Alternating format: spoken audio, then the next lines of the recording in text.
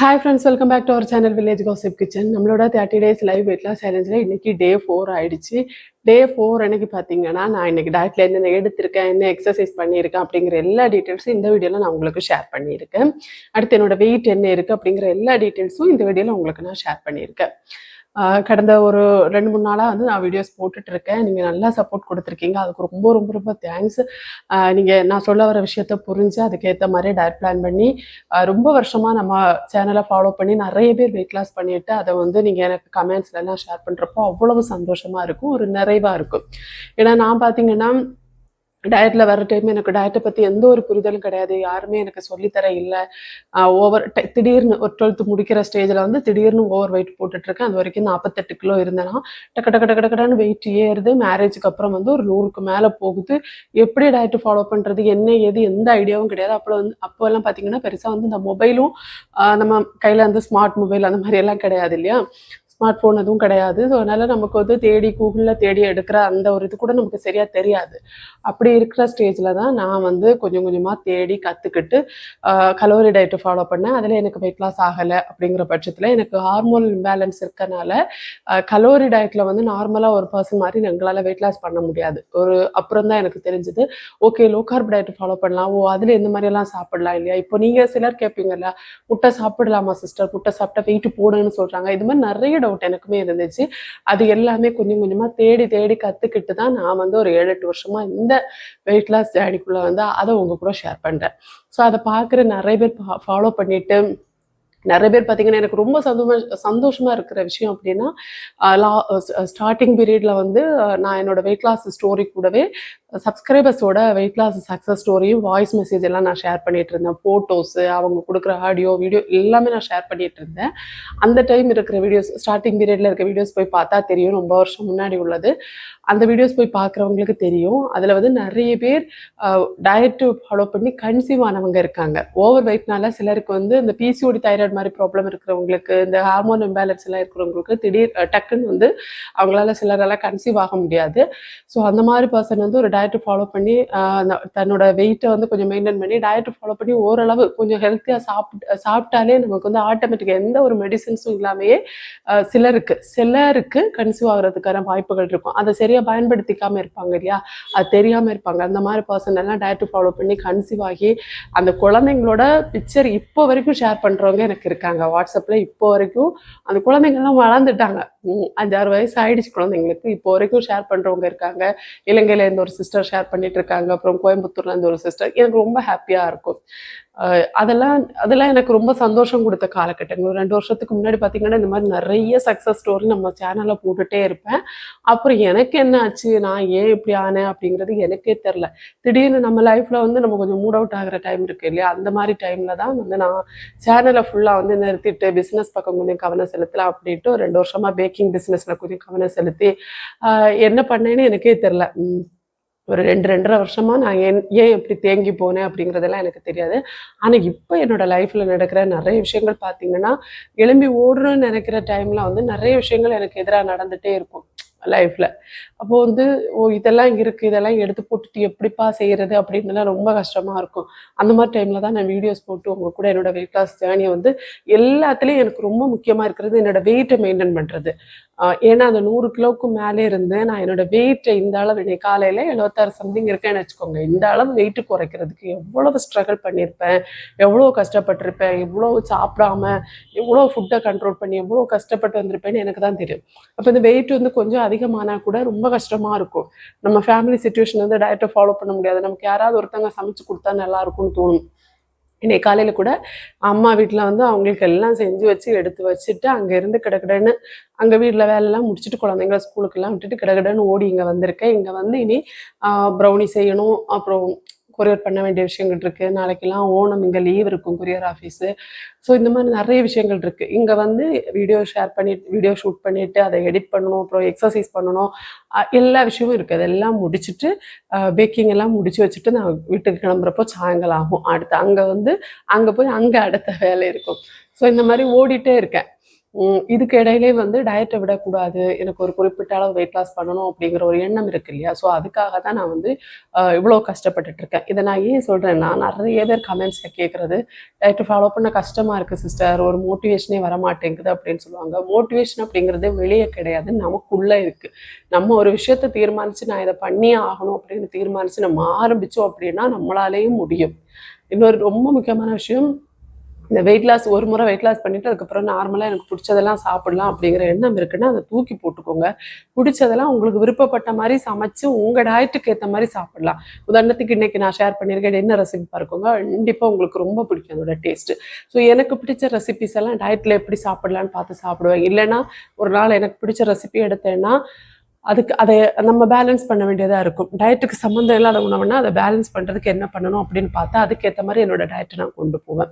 So இதெல்லாம் செஞ்சால் மட்டும்தான் நம்மளோட வெயிட்டை வந்து கொஞ்சம் மெயின்டைன் பண்ண முடியும். நான் என்னோட வெயிட்டை வந்து 68 வரைக்கும் குறைச்சேன். குறைச்சதுக்கப்புறம் மறுபடியும் 10 கிலோக்கு மேலே அதிகமாச்சு. சர்ஜரி அங்கே எங்கேன்னு ஓடுறது, இந்த மைக்ரைன் வந்து ரீசெண்ட் டேஸாக வந்து போட்டு ரொம்ப கஷ்டப்படுத்துது என்ன. எப்போவும் ஓடிட்டே இருக்கேன், ரெஸ்டே இல்லை. அப்படிங்கிறப்போ மைக்ரைன் தான் போட்டு படுத்தி எடுக்கும் என்ன. அதுல எல்லாம் என்னோட டயட் வந்து பெரிய அளவுல பாதிக்க தான் செய்யுது. ஸோ அதெல்லாம் தான் என்னோட வெயிட் அதிகமாகிறதுக்கு காரணம். இருந்தாலும் ஒரு எண்ணம், ரொம்ப அதிகமாகக்கூடாது, எவ்வளோ கஷ்டப்பட்டு நம்ம குறைச்சிருப்போம், இதுக்கு மேலே வந்து அதிகம் ஆகக்கூட விடாது அப்படின்ட்டு தான் நான் டயட்டு ஃபாலோ பண்ணுவேன். நிறைய பேர் எங்கிட்ட சொல்கிறதும் அப்படி தான், நீங்கள் வீடியோஸ் போட்டால் எங்களுக்கு மோட்டிவேஷனாக இருக்குது சிஸ்டர், ப்ளீஸ் ஏதாவது ஒரு வீடியோ போடுங்க அப்படின்னு கேட்பீங்க.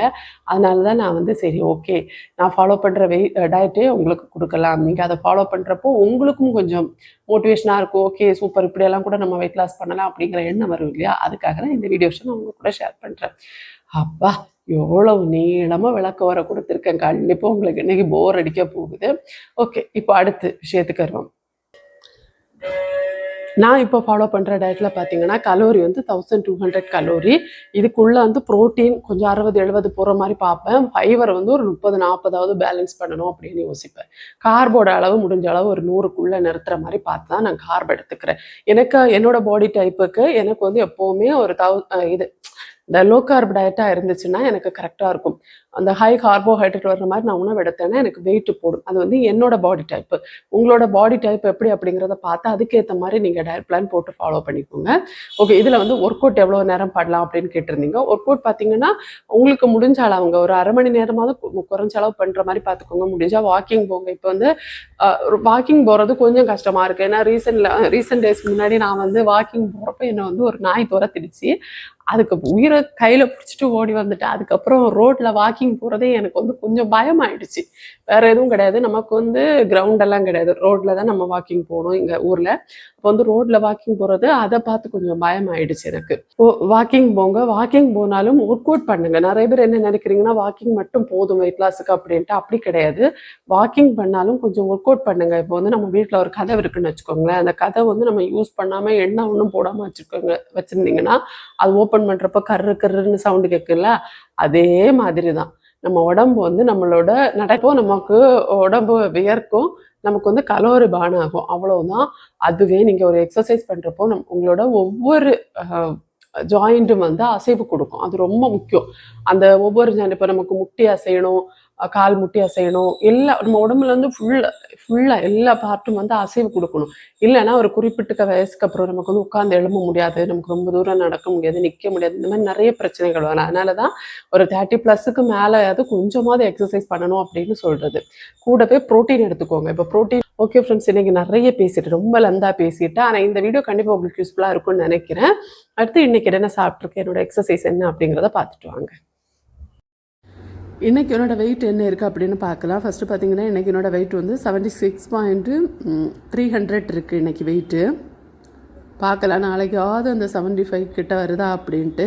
வெயிட்டு செக் பண்ணி முடிச்சதுக்கப்புறமா வழக்கம் போல் தண்ணி குடிச்சிருந்தேன். எப்போவுமே இந்த 76 to 7600 எல்லாம் வரும்போது என்ன பண்ணுவேன்னா, இப்போ லாஸ்ட்டு ஃபியூ டேஸாக வந்து எதாவது சீட் பண்ணிவிடுவேன்.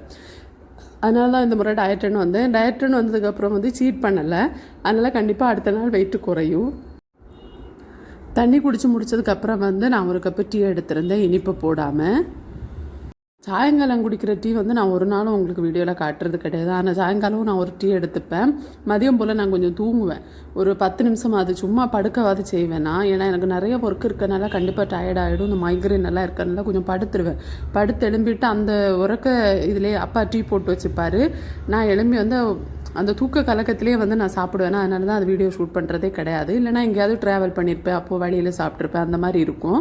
இனிப்பு போடாமல் சாயங்காலம் ஒரு டீ எடுப்பேன். காலை உணவுக்கு இன்னைக்கு வந்து 2 கொய்யா மட்டும்தான் எடுத்திருந்தேன். லஞ்சுக்கு பார்த்தீங்கன்னா ஒரு தோசை தான் கருப்பு உளுந்து இருக்கு இல்லையா, அதில் செஞ்ச தோசை மாவு தான் இது. அதனால தான் அந்த தோசை கலர் கொஞ்சம் வித்தியாசமாக இருக்குது. அதில் ஒரு தோசை எடுத்திருந்தேன். அப்புறம் வந்து நிறைய கனவு மீன் வச்சுருந்தேன். நான் கொஞ்சம் கனவு மீன் எடுத்திருந்தேன். இது வீடியோவில் காட்டாமல் ஒரு கேரட்டும் ஒரு வெள்ளரிக்காவும் சாப்பிட்ருந்தேன். அது வீடியோவில் காட்டலைன்னா வெஜ்ஜு வேறு எதுவும் இல்லை அப்படிங்கிறனால ஒரு கேரட்டும் வெள்ளரிக்காவும் எடுத்திருந்தேன். அப்புறம் டின்னருக்கு பார்த்தீங்கன்னா கொண்டக்கடலை வந்து வடை ரெசிபி செய்கிறதுக்கு நைட்டே வந்து ஊற போட்டிருந்தேன். காலையில் கொண்டக்கடலை கிரேவி வச்சுருந்தேன். அதுலேருந்து கொஞ்சம் கொண்டக்கடலையை எடுத்து அது கூட வந்து கொஞ்சம் சோம்பு சேர்த்துட்டேன். சோம்பு இல்லைன்னா ஜீரகம், ரெண்டில் ஏதாவது ஒன்று போட்டுக்கோங்க. இப்போ தேவையான அளவுக்கு உப்பு இது இவ்வளவும் போட்டுட்டு இதை வந்து நம்ம வடைக்கெல்லாம் அரைப்போம் இல்லையா, அந்த மாதிரி கொஞ்சம் கரகரப்பாக அரைச்சி எடுத்துட்டேன். இப்போ இது கூட கட் பண்ணி வச்சுருக்க ஒரு பெரிய வெங்காயம் நான் சாப்பரில் போட்டு நல்ல சின்ன சின்ன பீஸாக கட் பண்ணி வச்சுருக்கேன். இது செய்கிறதுக்கு ஒர்க்கை ஸ்டார்ட் பண்ணேன், கரண்ட் போயிடுச்சு. அதுக்கப்புறம் வந்து லைட்டு வச்சு தான் இந்த வீடியோ ஷூட் பண்ணியிருக்கேன்.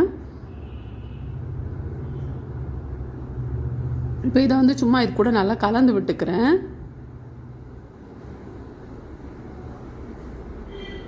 இது கூட வந்து நம்ம காய்கள் கட் பண்ணி போடலாம். என்னென்ன காய்னா நீங்கள் வந்து உங்களுக்கு கேரட்டு, பீட்ரூட் இந்த மாதிரி என்ன காய் வேணால் சேர்க்கலாம். முட்டைக்கோசு இந்த மாதிரி உங்களுக்கு எந்த காய் பிடிக்குதோ அந்த காய் வந்து இது கூட சேர்த்துக்கலாம். அந்த அளவுக்கு இதில் கொஞ்சம் ஃபைபரும் மற்ற சத்துக்களும் கொஞ்சம் அதிகமாகும். நான் என்ன பண்ணிட்டேன்னா பீட்ரூட் இருந்துச்சா, ஒரு பீட்ரூட்டை மட்டும் வந்து இது கூட வேணால் துருவி சேர்த்துக்கலாம். நான் அதேமாதிரி சாப்பரில் போட்டு கட் பண்ணி சேர்த்துட்டேன். கடைசியாக கொஞ்சம் பச்சை மிளகும் போட்டிருந்தேன். அது வீடியோவில் காட்டலைன்னா ஏன்னா கரண்ட் இல்லை, பேட்ரி ரொம்ப லோவாக இருந்துச்சு மொபைலில். அதனால் அவசரமாக ஷூட் பண்ணுற மாதிரி இருந்துச்சு. அதனால் கொஞ்சம் கட் பண்ணி தான் வீடியோ ஷூட் பண்ணியிருந்தேன். நான் மொபைலில் தான் வீடியோ ஷூட் பண்ணுறேன், அதனால தான் அப்படி சொன்னேன்.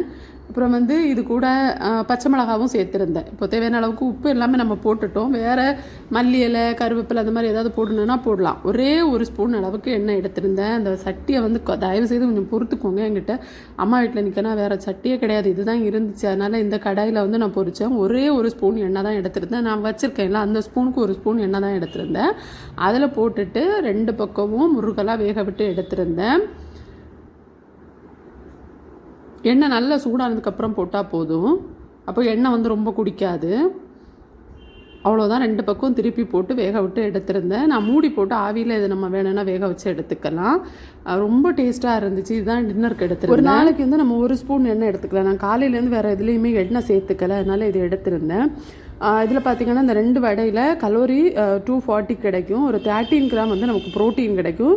கார்ப் வந்து ஒரு 30 கிராம் இருக்கும். ஃபைபர் ஒரு 8 கிராம் அளவுக்கு இருக்கும். 8 கிராம் ஃபேட் இருக்கும். குட் ஃபேட்டு தான் இது எல்லாமே வந்து நம்ம காய் சேர்த்துருக்கோம். இதில் எல்லாம் சேர்த்து நமக்கு கிடைக்கிறது தான். இன்னும் நீங்கள் அதிகப்படியான காய்கள் சேர்த்திங்கன்னா இன்னும் அதிகப்படியான நமக்கு ஃபைபர் கிடைக்கும். ஸோ இப்படி தான் நான் என்னோடய டின்னர் எடுத்திருந்தேன். இன்றைக்கி எல்லாமே வர்ற மாதிரி ஒரு 5 மணிக்குள்ளே டின்னரை முடிச்சிருந்தேன். ஒரு கப்பு டீயும் குடிச்சிருந்தேன் நான் இன்றைக்கி. காலையில் வீட்டுக்கு போயிருந்தேன் இல்லையா, அப்போவே வந்து ஒர்க் அவுட் நான் ஃபினிஷ் பண்ணிட்டு வந்திருந்தேன். ஒர்க் அவுட் பார்த்தீங்கன்னா சிம்பிளாக நேற்று செஞ்ச மாதிரி சிம்பிளாக சில ஒர்க் அவுட் மட்டும் பண்ணேன். நான் என்ன எக்ஸசைஸ் பண்ணுறேன் அப்படிங்கிறத தனி ஒரு வீடியோவாக நான் உங்களுக்கு ஷேர் பண்ணுறேன். இது வந்து எக்ஸசைஸ் பண்ணுறப்போ கொஞ்சம் ப்ரீத்திங் கஷ்டமாக இருக்குது அப்படின்னா நான் இந்த மாதிரி சும்மா கொஞ்சம் நேரம் நடந்துடுவேன். நடந்து அப்போது வந்து கொஞ்சம் எனக்கு ப்ரீத் ஈஸியாக இருக்கும். ஸோ அந்த மாதிரி பண்ணியிருந்தேன். ஒரு 1/2 மணி நேரம் வர மாதிரி ஒர்க் அவுட் பண்ணியிருந்தேன். எல்லா ஒர்க் அவுட்டும் நான் ஆல்ரெடி இதெல்லாம் நிறைய ஷேர் பண்ணியிருக்கேன். சில ஒர்க் அவுட் மட்டும் புதுசாக இதில் சேர்த்துருக்கேன். எல்லாமே உங்களுக்கு நான் சீக்கிரம் ஷேர் பண்ணுறேன். வீடெல்லாமே கொஞ்சம் தூசியாக தான் இருக்குது. மேட்டு போட்டு மேட்டில் வச்சு தான் நான் எக்ஸசைஸ் பண்ணியிருந்தேன். ஆனால் நம்ம தங்கலை இல்லையா, எவ்வளோ க்ளீன் பண்ணி போட்டாலும் அந்த தூசி மட்டும் போகவே மாட்டேங்குது. நான் 2 நாள் வரல அப்படின்னா மறுபடியும் தூசி ஆகிடுது. ஸோ சிம்பிளாக சில ஒர்க் அவுட் மட்டும் முடிச்சுட்டு நான் வந்து ப்ரௌனி ஆர்டர் இருந்துச்சு, அது ரொம்ப முக்கியம். அதையும் முடிச்சு கொடுத்துட்டு நான் வீட்டுக்கு கிளம்பி வந்திருந்தேன். வீடியோ ஃபுல்லாக பார்த்துருப்பீங்க. இந்த வீடியோ கண்டிப்பாக உங்களுக்கு யூஸ்ஃபுல்லாக இருக்குன்னு நினைக்கிறேன். யூஸ்ஃபுல்லாக இருக்குன்னா உங்கள் ஃப்ரெண்ட்ஸ் அண்ட் ஃபேமிலிக்கு ஷேர் பண்ணுங்கள். நாளைக்கு இன்னும் ஒரு இன்ட்ரெஸ்டிங்கான வீடியோவில் உங்களை சந்திக்கிறேன். அது வரைக்கும் பாய் ஃப்ரெண்ட்ஸ். தேங்க்ஸ் ஃபார் வாட்சிங்.